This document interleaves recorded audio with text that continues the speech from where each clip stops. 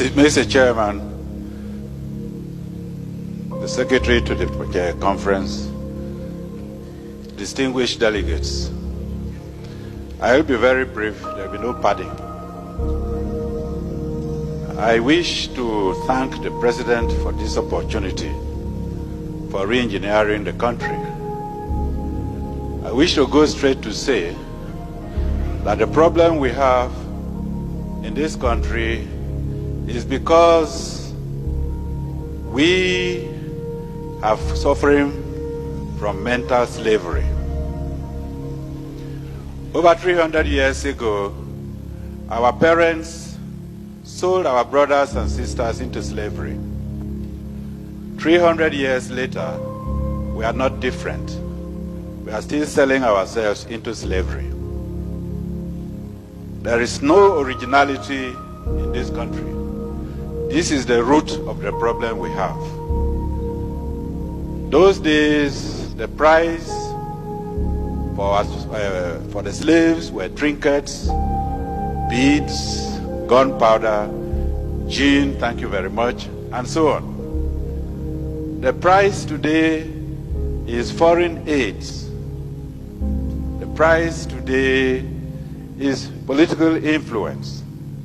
The problem we have is not of our own making.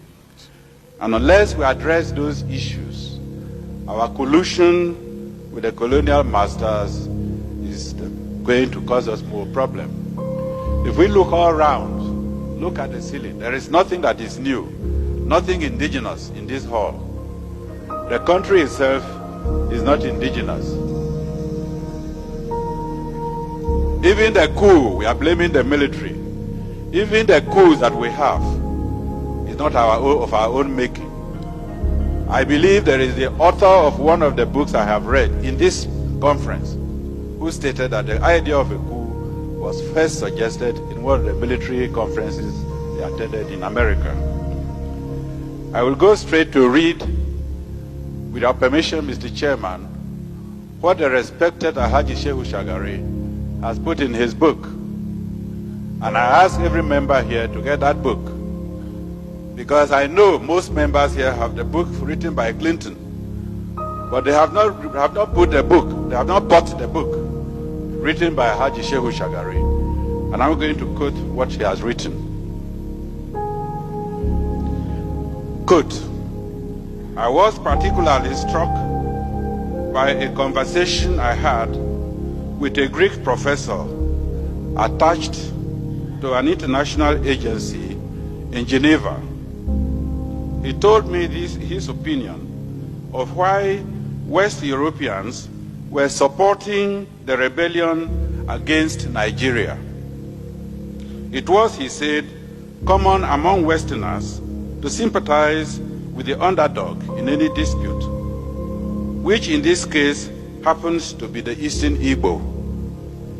But what was even more important to the West was that Nigeria was a potential rival power in Africa, a force which had to be checked before it becomes a threat to Western European interests on the continent.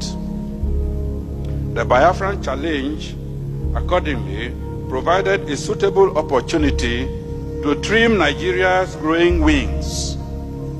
He said that according to certain estimates, Nigeria was sitting on a keg of oil, which, given a suitable condition, would make it so rich in just 10 years, that is by 1978, that Nigeria would not require any aid from Europe. Indeed, Nigeria would be in a position to assist other African countries, especially the poorer ones, and thus undermine an important basis on which European influence was exercised over them. I underline that. He did not therefore think that Europe would stand idly by and watch Nigeria become to Africa what the United Nations had become to Western Europe. The rebel enclave, on the other hand, could be encouraged to become a rich but small and manageable African country which will still be dependent on the West, just as some small oil-rich Arab countries have been. Finally,